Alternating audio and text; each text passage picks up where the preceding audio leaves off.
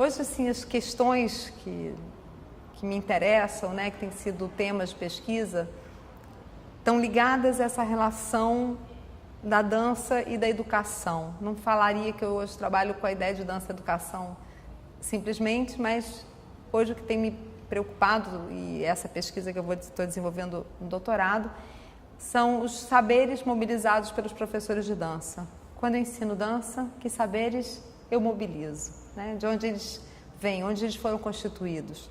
São saberes ligados à minha formação inicial, ou a uma escola técnica, ou a minha experiência, né, lá de aluno no curso de licenciatura, de graduação, ou são saberes, por exemplo, anteriores, que foram constituídos na minha experiência numa academia de dança, né, num curso livre de dança, ou numa escola técnica de dança. Quando eu ensino, como eu os mobilizo, o que eu mobilizo, de onde vem isso, né?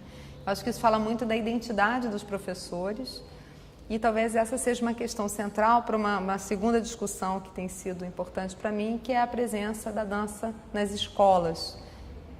Curiosamente, no Brasil, a dança está muito pouco presente nas escolas da rede, né, pública e privada. Quando a gente tem dança, a gente tem sempre como alguma coisa periférica ou como uma atividade que acontece para a festa junina, a festa do Dia das Mães, mas a dança ela não existe como linguagem artística, é muito raro a gente conseguir, a gente encontrar, na verdade, professores licenciados em dança que atuam, né, na rede pública. A gente está aqui hoje numa escola, que é a Escola Técnica Estadual Adolfo Bloch, que tem um dos poucos, é o primeiro curso técnico de matriz integrada em dança da América Latina. Aqui a gente tem, por exemplo, professores licenciados, professores que se formaram, professores de dança que estão aqui atuando. Essa é uma escola, por exemplo, que é campo de estágio dos licenciados da UFRJ. E para que esse campo se abra, a gente vai tentar entender, a gente vai ter que entender que dança é essa que a gente pode desenvolver na escola, né? Que não é a dança da academia, que não é a dança de um projeto, né, tecnicista, virtuoso, que a gente muitas vezes identifica como a dança, né? Então, essa hoje é a área que tem me interessado discutir. Paralelamente, né, eu desenvolvo um trabalho como artista, que é a Arlia Rodrigues, a gente está junto, eu sou dramaturgista da companhia desde 2002, desde esse ano foram 8 trabalhos desenvolvidos em parceria.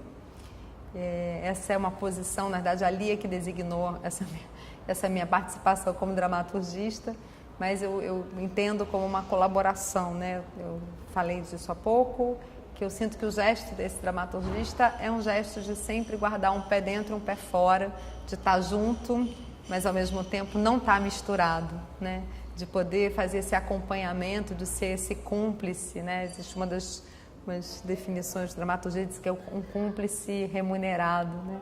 Essa ideia de um cúmplice, de alguém que está junto, mas que guarda uma certa distância e que autoriza também a ter um outro olhar sobre a obra, né? Que às vezes, quando a gente está muito envolvido e muito imerso no trabalho, a gente não é capaz de ter. Quando a gente pensa pesquisa em dança, né, você pode pensar isso de formas muito diferentes, né? A gente pode pensar que dentro de um estúdio, um intérprete, um artista pesquisa, né? Isso é uma forma de pesquisa, né?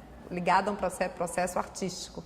Para se construir Pororoca, Piracema, Pindorama, Imnem, né? Existe um trabalho muito grande de pesquisa. E essa pesquisa se dá em muitos níveis. Então, por exemplo, de um trabalho dramaturgista, eu lembro especialmente da minha primeira relação com a Lia, que foi através do Formas Breves, que era uma encomenda do Kulturgest, de um teatro em Portugal, para fazer um trabalho sobre o Oscar Schlemmer.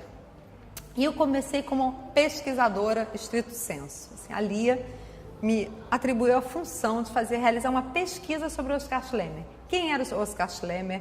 Que informações eu precisava dar? Que de algum modo essa pesquisa alimentasse o trabalho de criação e de uma segunda etapa de pesquisa que era essa que ia ser desenvolvida dentro do espaço de ensaio, né, do momento do ensaio. Então, essa é uma forma da gente pensar a pesquisa e que no trabalho do dramaturgista ela aparece também. Muitas vezes eu realizo pesquisas que vão alimentar o trabalho de pesquisa também desses artistas. Se a gente pensar nessa palavra num sentido mais amplo, né? A Lia, por exemplo, é uma artista que pesquisa. Ela é uma artista que tem esse tipo de abordagem também para o trabalho dela, uma pessoa que lê muito, que traz muito material, ela tem uma postura de investigadora nesse sentido, né? Evidentemente que essa pesquisa é uma pesquisa muito diferente da pesquisa acadêmica. Cada pesquisa tem regras que são diferentes, os contextos em que essas pesquisas se dão também são muito diferentes, né? Então, por exemplo, eu sinto que, por exemplo, eu estou migrando de uma área que eu espero que eu não quero abandonar, mas eu estou indo, por exemplo, numa área que é um campo que é muito constituído, que é o campo da educação, né? Eu sou professora de uma faculdade de educação. E a pesquisa em educação, ela é muito diferente da pesquisa em arte, né? Ela tem outras regras, né? E outras exigências, né? Em um outro lugar também.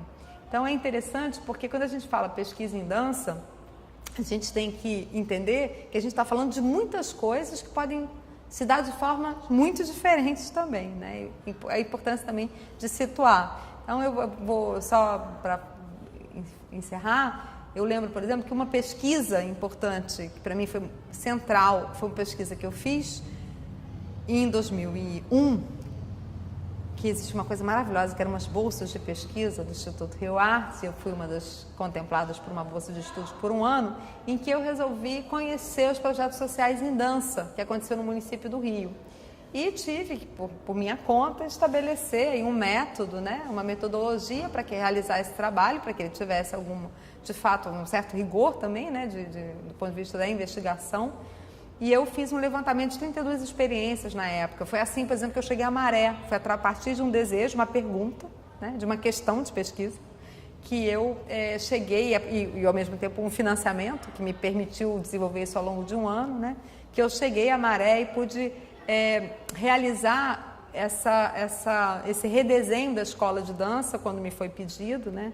E isso começou, enfim, eu me aproximei da Maré em 2001, primeira escola que a gente construiu lá junto com essa instituição, que é a Rede da Maré, com a qual eu trabalho, foi em 2004, né? Mas muito a partir da pesquisa. Então, é interessante pensar, eu acho que para o trabalho que vocês desenvolvem também, que quando a gente pensa em pesquisa em dança, a gente tem um leque muito grande, né, de possibilidades que isso se dê, né? E existe isso, tem uma pesquisa teórica, mas que ainda como pesquisa teórica ela vai ser diferente, né, dependendo do campo em que ela se organiza, né?